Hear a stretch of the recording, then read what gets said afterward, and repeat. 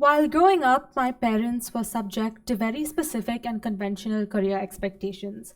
They often heard they often heard things like, "My child, we will be so proud of you if you grow up to become a doctor or an engineer."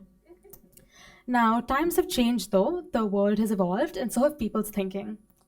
What you and me, perhaps many of us, have grown up hearing from our parents was, "My child, no matter what you choose to pursue, we will support you wholeheartedly if it is truly your passion."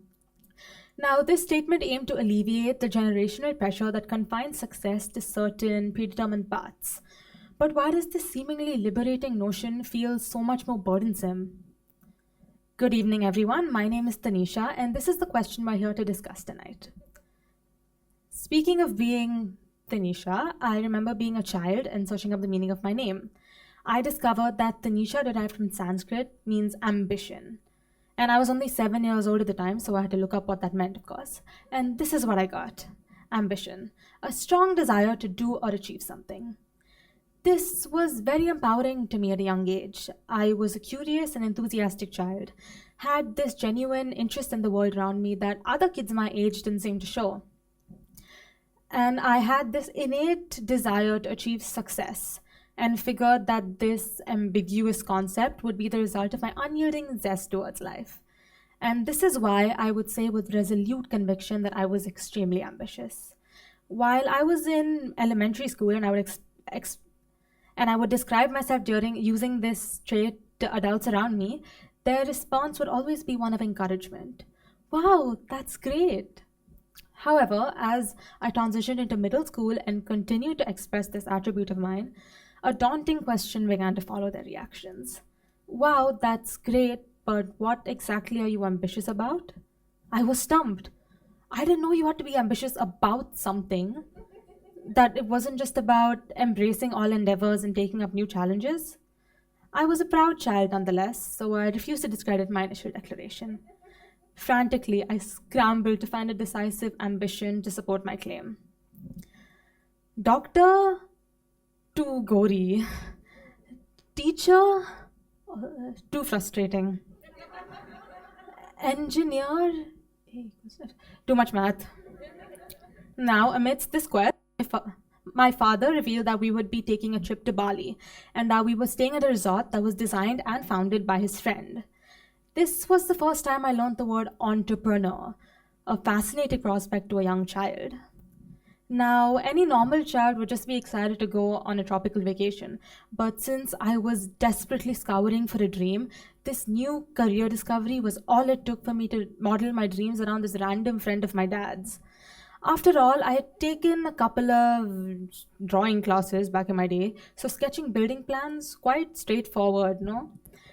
Oh, and I had a look at how much a one night stay cost at this resort, and I had decided.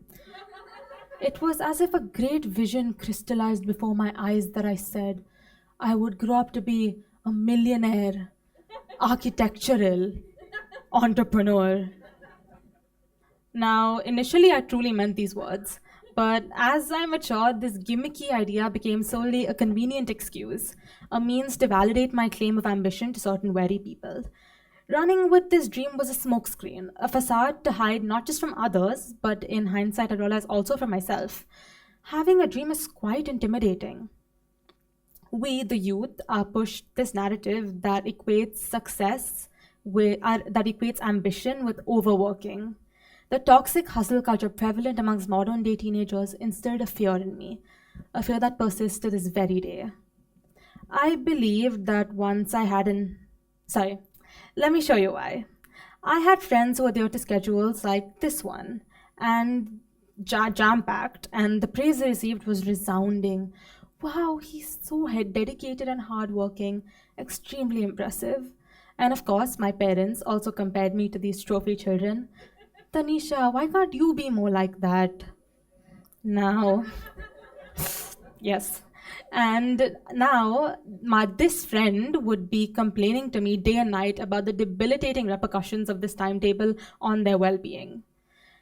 But outsiders didn't know that, of course. Let's take on the role of these outsiders and compare this friend, friend A, to friend B.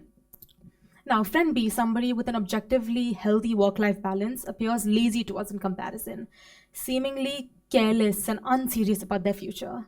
And that's when I realized I wasn't scared of hard work. I was afraid of the burnout I believed had to be achieved in order to succeed at something. That working, that working any less was slacking off. Why do we glorify overworking in today's world? Portrayed as something lucrative when it's actually dangerous in the long run. The answer is because such a lifestyle is believed to incite success, a concept our capitalist human race has been in the pursuit of for centuries. A pursuit that has led to the regressive misinterpretation of intentional living. Society associates being ambitious and wanting to achieve success with creating a specific goal and crafting a meticulous plan to achieve this goal, inevitably bringing about stress and anxiety. Taking the freedom to explore your likes, dislikes, strengths, and weaknesses is misconstrued as being lost and indecisive, stirring up worry among adults. These same adults always warn. You haven't seen the real world yet. You won't know actual struggle until you experience the real world. Well, if I'm the sheltered and ignorant child they allege that I am, how am I supposed to make life defining decisions about my intentions in this real world? Why should I restrict myself to predefined paths by making hasty decisions on society's expeditious clock? And I know what you're thinking. The world isn't a bed of roses. If you go out there without a plan, you will fail. But there it is again. Who are you to define my success and failure? When society talks about achieving success, they're referring to the conventional definitions of success. You know, being rich, being famous, going to a prestigious college. All these adjectives are man made constructs. We've created them. And do you know why, to achieve such success, you have to declare your intentions early? To gain a competitive edge, of course, because when you perceive success the exact way society tells you to, there's millions of other people in the world that are fighting for the exact same position as you. So you have to start early, curate your life by picking the appropriate subjects, internships, extracurriculars, all of that, in order to excel at your chosen field. Why is succeeding equivalent to being the best? First place, highest rank, perfect score. Listen, if those are genuinely the things you want for yourself, then that's great. You should definitely pursue them. But can't a child be passionate about something and not necessarily want to come out on top at it? Why are we twisting up the definition of passion, something so fundamental and basic? We're challenging children's identities by telling them that if you're truly ambitious, you should want to come out on top. We've made something that was fun to them, brought them enjoyment and happiness, into a stressful burden.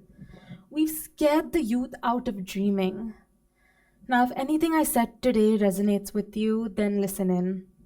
I know we've been so conditioned to thinking this way because society tells us all these things and we've been brought up hearing them.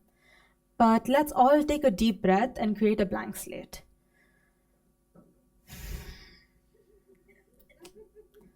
Dreaming is a beautiful thing.